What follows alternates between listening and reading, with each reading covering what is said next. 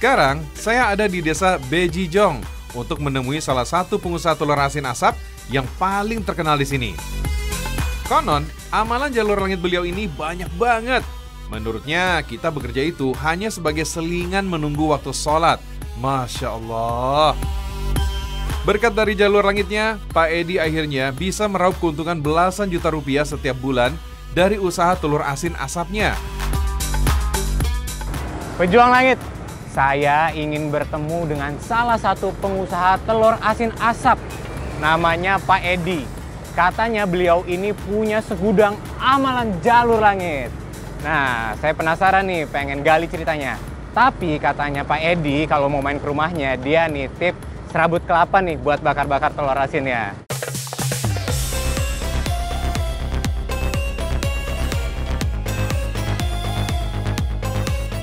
Assalamualaikum Pak. Waalaikumsalam warahmatullahi wabarakatuh. Alhamdulillah, Pak Edi, saya Anof dari Jalur Langit Pak. Ya, yang kemarin dia saya. Iya. Oke, Betul. Selamat datang di rumah produksi telur asin asap. Makasih banyak Pak, saya udah bawain pesanan Bapak juga nih dari pasar. Oke, itu nanti jadinya seperti ini telurnya. Wah, ini Bapak lagi packing ya? Iya, packing ini. Nah, proses pertama dalam membuat telur asin asap ini adalah proses cuci menggunakan alat khusus seperti ini.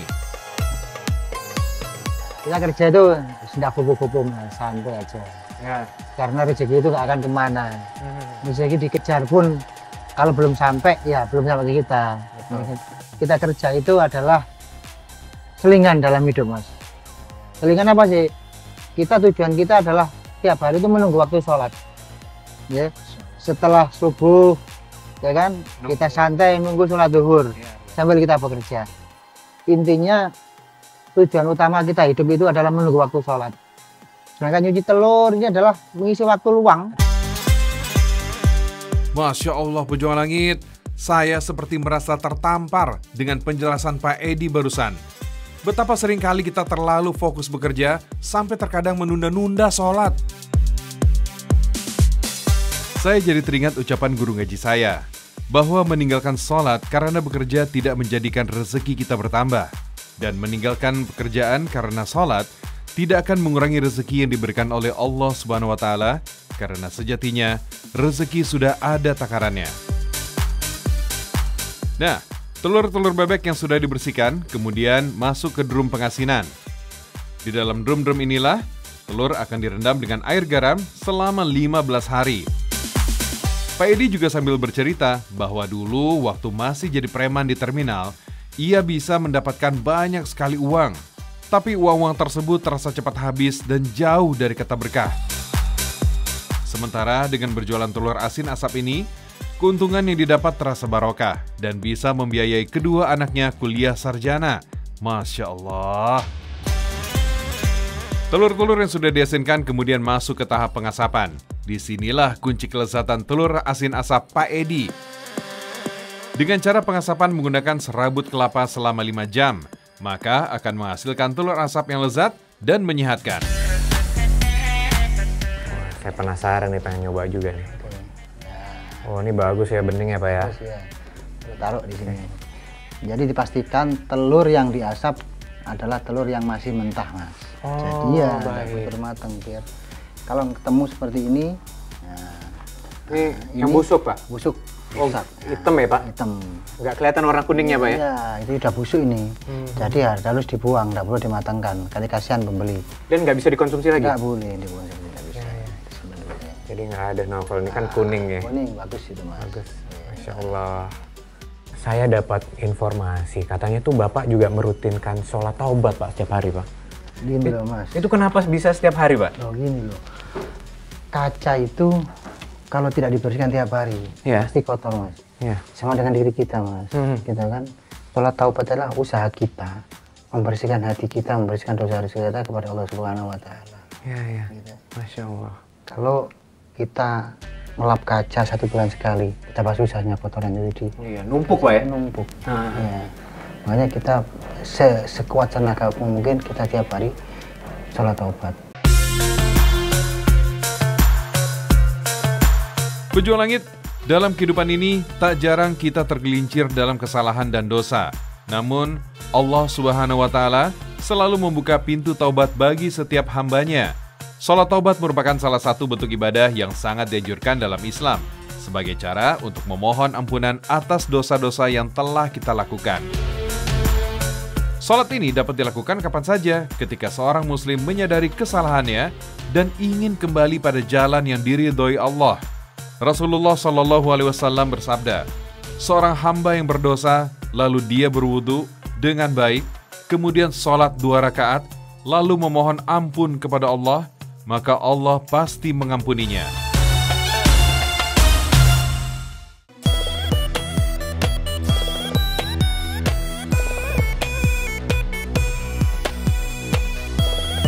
Ini diisi 5 mas, sudah disusun ini. Nah, Baik. begitu ini. Bismillah. Wah, ini saya baru pertama kali loh, Pak, baru tahu kalau ada telur asin diasapin gini. Gitu ya. Belum pernah nyoba juga. Saya boleh nyoba nggak sih, Pak? Boleh. Rasanya pernah nanti, nyoba. namanya kan astro nagih. Ah, Biar nagih biar ketagihan. siap. Mari. Harus dikasih ini, Pak ya? Iya, itu anti jamur itu.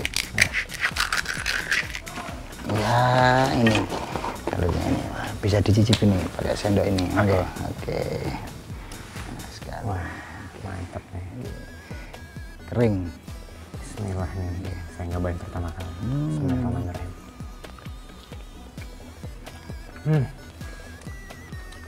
Rasanya nggak kayak telur asin biasa, lebih ada smoky-smokinya, Pak. Betul. Enak banget. Betul.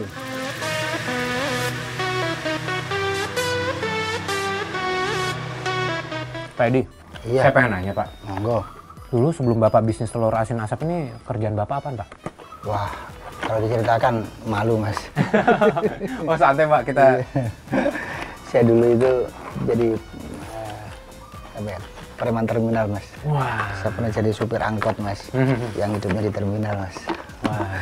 Jarang sholat, berantem sama temen. Wah sudah kerjaan mas.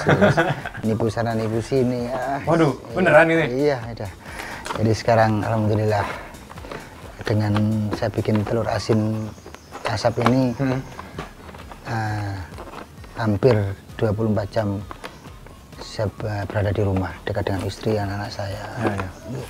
Jadi saya enggak bergaul dengan dunia luar lagi yang keras itu.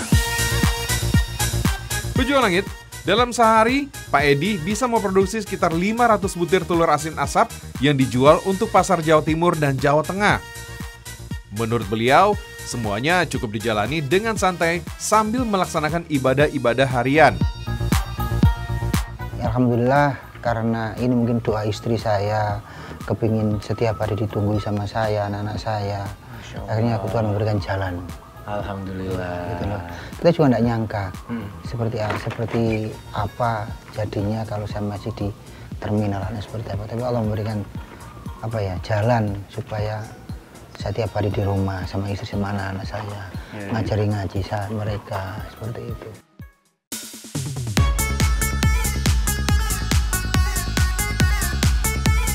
Pejuang Langit, dalam kesehariannya menunggu waktu sholat, Pak Edi juga bertugas di kantor desa Bejijong, Mojokerto sebagai mediator dan penyuluh agama. Salah satu kasus yang paling banyak dikerjakan oleh Pak Edi adalah seputar perceraian dan masalah rumah tangga. Jadi selain jalur langitnya itu amal-amal pribadi, Pak Edi ini juga mengabdi kepada masyarakat di desa tempat dia tinggal. Nah, bisa dibilang, banyak sekali amalan-amalan yang bermanfaat untuk warga desanya, ya Pak ya. Saling membantu, menyelesaikan masalah. Memudahkan urusan orang. Iya, itu mendatangkan keberkahan juga Pak ya. Betul. Siapa yang memudahkan urusan saudaranya, Allah pasti memudahkan urusannya. Masya Allah, insya Allah Pak. Alhamdulillah, sejak bertugas 5 tahun lalu hingga kini, angka perceraian usia muda di desa Bejijong sudah jauh berkurang berkat mediasi dan penyuluhan yang dilakukan Pak Edi. Masya Allah.